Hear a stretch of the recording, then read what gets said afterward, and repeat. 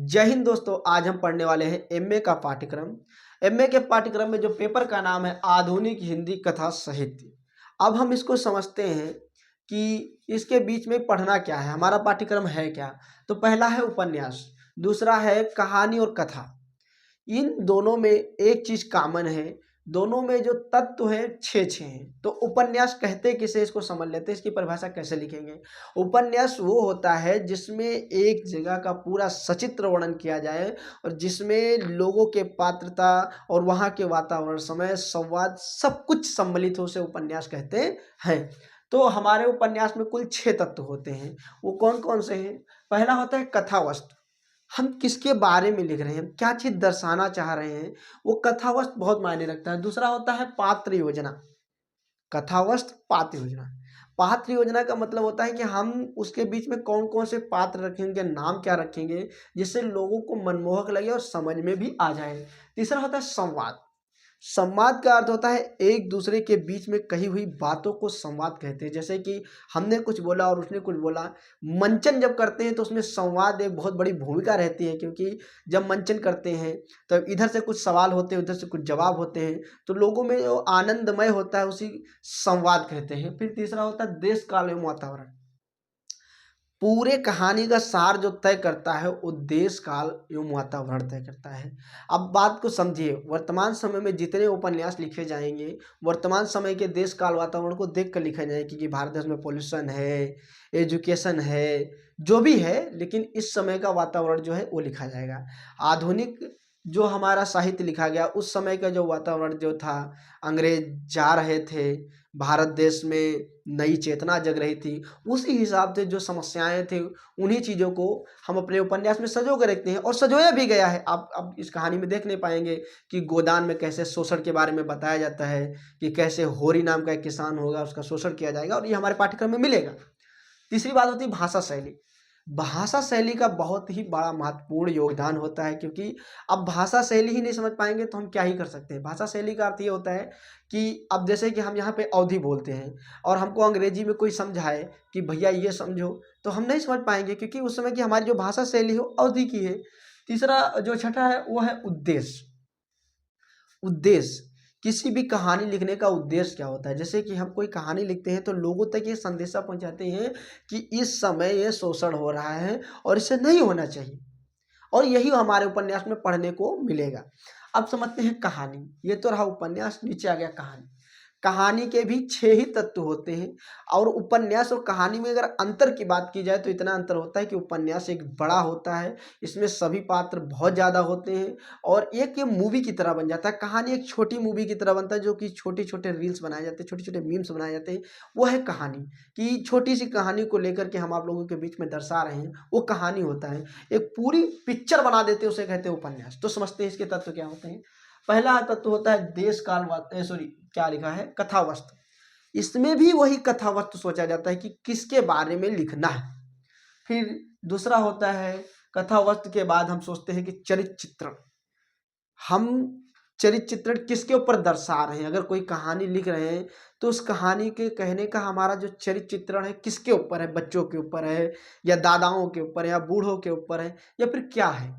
जैसे अपने अपने पाठ्यक्रम में एक कहानी मिलेगी जिसका नाम होगा चीप की दावत, और चीप की दावत में समझ में आएगा कि कहानी जो लिखना चाह रहा है लेखक, वो क्या लिखना चाह रहा है उसमें। तीसरा होता है कथोपकथन। कथोपकथन का मतलब होता है किसी कहानी को समझाना, उस कहानी का जो कथोपकथन है, सार है, वो क्या है। तीसरा है कथोपकथन देश काल वातावरण।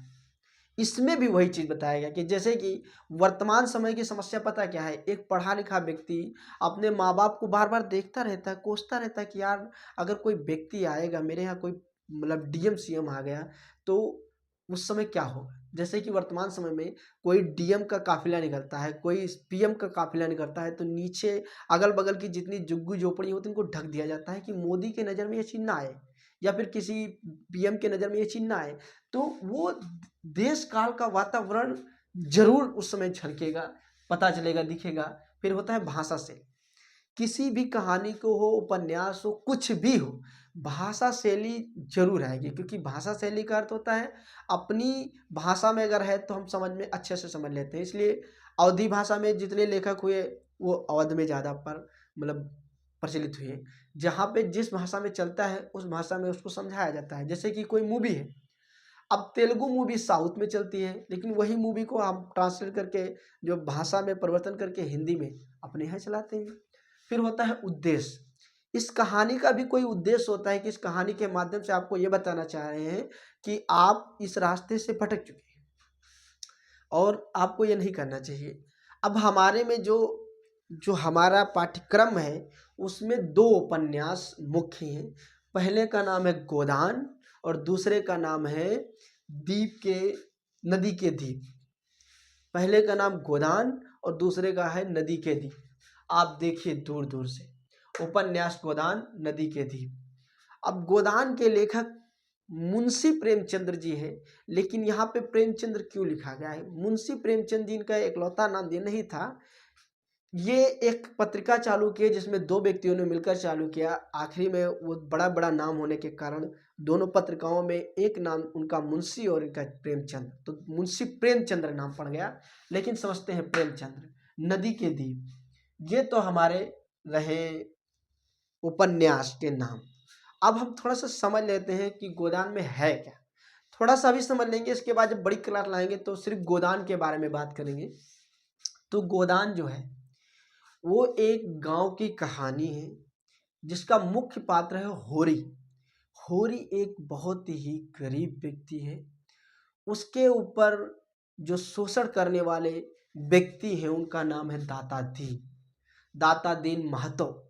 दाता दीन महतो, दाता दीन पंडित, ये जो थे, ये समझ लीजिए कि जैसे कि आज के समय में, बीते हुए समय में अंग्रेज लोग जैसे कि शोषण करते थे, वैसे ये भी शोषण करते थे। कभी धर्म का लोभ दिखा के, कभी पैसे खींच लेना, कभी क्या बता देना। और इनकी पत्नी जो है वो धनिया है। धनिया जो होरी है, इनकी पत्नी है धनिया, बहुत ही मेहनती और बहुत ही सुसज्जित गृहिणी है। फिर इनके बेटे का नाम है गोबर, और गोबर के जो एक प्रेमिका रही जिसका नाम है झुनिया, और झुनिया के जो जमींदार यहाँ पे हैं उनका नाम है दाता दीन, जो पंडित दाता दीन है। और ये जब गोबर शहर जाता है, क्योंकि अभी हम तुमको पात्र बता रहे हैं फिर कहानी भी बताएंगे, शहर जाता है, वहाँ पे मिलते हैं प्रोफेसर मेहता, मिस मालती और मिस्टर खन्ना। ये रहे गोदान के पात्र। इसकी कहानी के लिए छोटी सी अलग से वीडियो दे देंगे जिसमें आप इसकी कहानी समझ सकते हैं। फिर कहानी में समझ लेते हैं कि हमारे पाठ्यक्रम में कौन कौन सी कहानी आई हुई है। तो पहली कहानी का नाम ही है पुरस्कार। पुरस्कार के जो लेखक है जयशंकर प्रसाद हैं। आप देख सकते हैं पुरस्कार के जो लेखक हैं ये जयशंकर प्रसाद हैं। दूसरी कहानी है बूढ़ी काकी, इनके जो लेखक हैं मुंशी प्रेमचंद जी हैं। उसके बाद है चीफ की दावत, जिसके लेखक हैं भीष्म साहनी। और चौथी कहानी है जिंदगी और जोक, जिसके लेखक हैं अमरकांत। और नीली झील के लेखक है कमलेश्वर। कौन है? कमलेश्वर। अब इसमें एक कहानी का हम जिक्र करते हैं, चीफ की दावत। जो लेखक है वो ये समझाना चाह रहा है कि आपके घर में अगर कोई बुजुर्ग व्यक्ति है, नहीं पढ़ा लिखा है, तो उसको वहाँ पे हटाना नहीं चाहिए। और इसमें यही होता है। चीफ के दावत में जो मुख्य पात्र हैं, इनके मुख्य पात्र का नाम है सामनाथ। सामनाथ बहुत पढ़े लिखे, बहुत अच्छे व्यक्ति थे। इनके वहाँ एक दिन इनके जो चीफ होते हैं दावत के लिए आना चाहते हैं, और इनकी सबसे बड़ी समस्या है इनकी दादी, जिनका नाम है फुलकारी देवी। फुलकारी देवी समस्या ये है क्योंकि ये देहात से हैं, ये गांव से हैं, और इनको ये गंवार समझते हैं लेकिन है नहीं। उसी समय क्या होता है, इनके जो चीफ होते हैं आ जाते हैं। अब इनको लगता है कि दादी को कहाँ छुपा दें। मेन कहानी का सार यही है। अब इसी कहानी को समझाने का जो उद्देश्य होगा ये समझाया जाएगा। उद्देश्य कि इस कहानी को समझने का उद्देश्य क्या है, छुपा दे। लेकिन इनकी दादी कुछ ऐसी ऐसी बातें करती हैं, इनके जो चीफ होते हैं बहुत मगन होते हैं, बहुत खुश होते हैं, उनको अच्छा लगता है। फिर इनके समझ में भी आ जाता है कि छुपाने से कुछ नहीं होगा, जो भी है उसको उसी संगे ढालो।